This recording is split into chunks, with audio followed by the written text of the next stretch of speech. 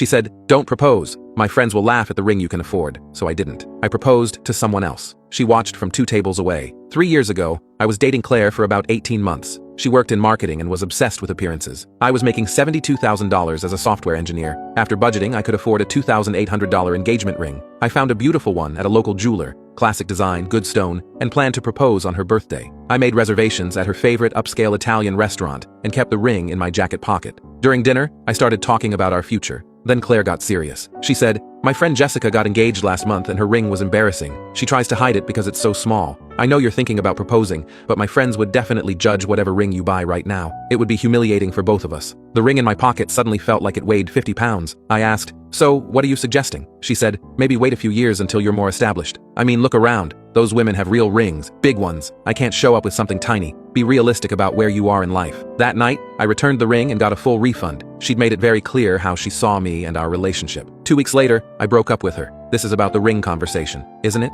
she said. "It's about knowing what really matters to you." She tried to backtrack, said she'd been having a bad day, didn't mean it the way it sounded. But you can't unring that bell. Life improved dramatically after Claire. When you're not constantly trying to impress someone who's never satisfied, you can actually focus on building something real. I threw myself into work and started freelancing on weekends. 8 months later, I met Anna at a coffee shop. She ran a digital marketing business and was the complete opposite of Claire. She drove an older car, dressed well but practically, and lived modestly so she could invest in her business. Most importantly, she never made me feel like I had to prove my worth with money. We'd go hiking instead of expensive restaurants, cook together instead of ordering out. We genuinely enjoyed each other's company. By year 2, I knew she was the one. My freelance income had grown to an extra $18,000 a year, and Anna's business was making around $65,000. We were doing really well. I'd been planning to propose when Anna mentioned her client was taking the team to dinner. Guess where they were going? The same restaurant where Claire told me not to propose. I got an idea. I called and made a reservation for the same night, about an hour after Anna's dinner started. She had no idea about the history with Claire. That Thursday, we got dressed up and went to the restaurant.